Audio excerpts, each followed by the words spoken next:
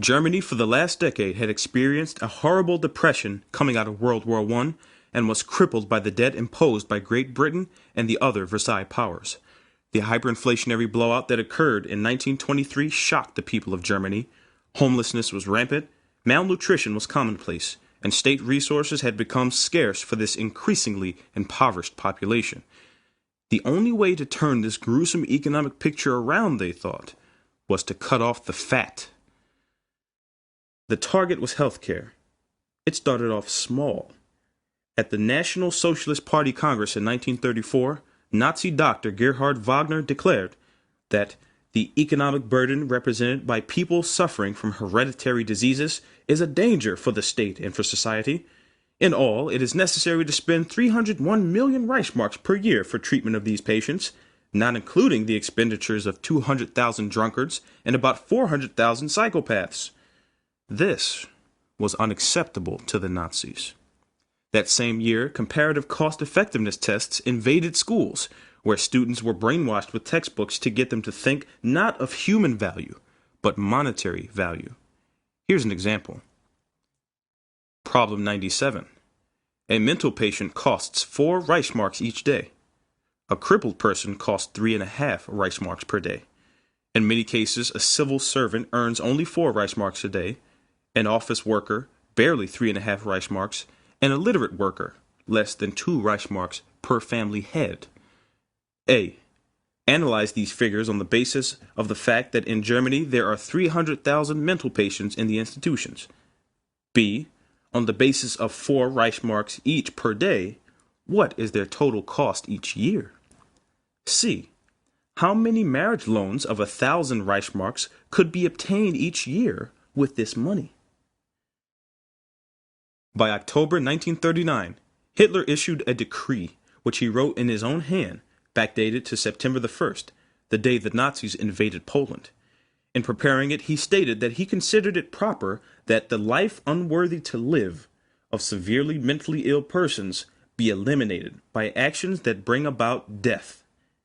Hitler later noted, in this way, a certain saving in hospitals, doctors, and nursing personnel could be brought about. The title of Hitler's order was The Destruction of Lives Unworthy of Life, the Useless Eaters Policy.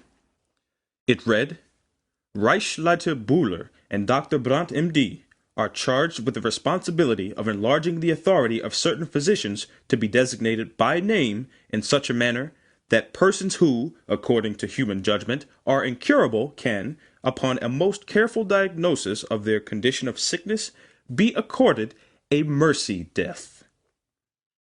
But this was only the first step. Under Hitler's decree, the incurable came to include all those who were unable to carry out mechanical work, those with schizophrenia, epilepsy, mental retardation, paralysis, senile disorders, and those who were not German citizens or of German-related blood. So the executions did not begin at Auschwitz or Buchenwald, but in gas chambers in the hospitals. Patients who were incurable were asked to fill out questionnaires, then quickly carted off to euthanasia institutions like Hadamar, Hartheim, and Grafeneck, where by the late 1940s, over 100 so-called mercy deaths were given daily, without the consultation of patients or their families.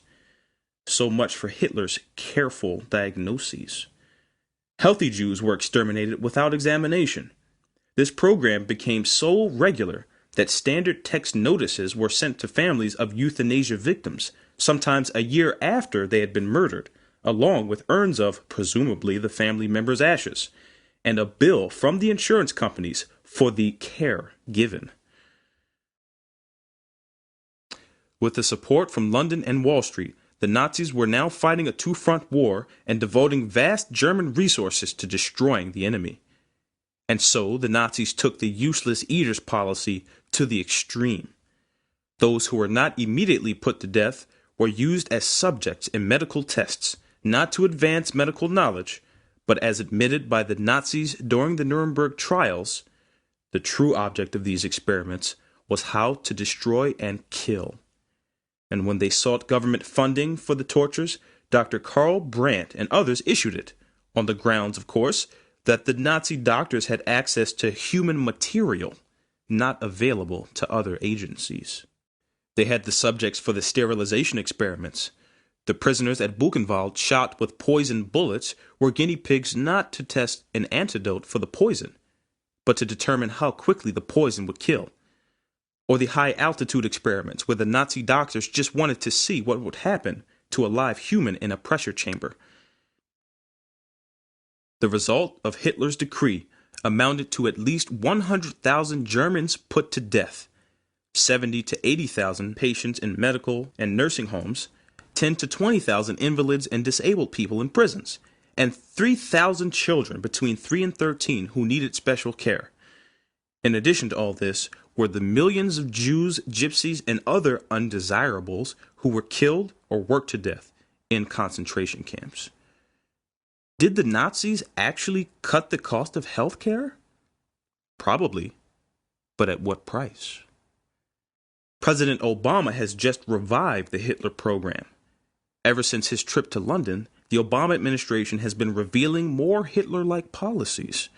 But remember, Obama would not be the first personality manufactured by the British. On May 11, 2009, President Obama unveiled his plans to cut health care, like Medicare, by $2 trillion over the next decade, with the help of a team of Nazi doctors, which he says is an attempt at cutting health care costs. The team preparing to execute this is the Coordinating Council on Comparative Effectiveness Research and centers around OMB Director Peter Orszag. Rahm Emanuel's brother, Ezekiel Emanuel, a leader of this team, and advisor to Orszag, has proposed euthanasia for the elderly, cancer patients, and the terminally ill, or the incurable. Behind this is the doctrine that human life can be sacrificed to reduce costs, as a group around Obama has brought back the cost-effectiveness research questionnaires to validate mass murder. Sound familiar? But even worse, at the May 12th roundtable discussion on financing healthcare reform, U.S. elected officials discussed how to push through a drastic reduction in healthcare. They proposed the adoption of the British model. A regulatory agency would be set up to ensure that no doctor give too much care to a patient who isn't worth the cost, and if the doctor did, consequences would ensue. Lifestyle taxes were also proposed. So if you're handicapped and can't get good exercise, or if you make minimum wage and can't afford to eat organic groceries, that will determine whether or not you are fit to receive care. This is not hyperbole. This is the Hitler program. But it always starts small. Obama has adopted the Hitler program, and when the President of the United States adopts that program, that's the time to unleash. The first step to defeating this policy is to repeal the HMO system that makes all of this possible.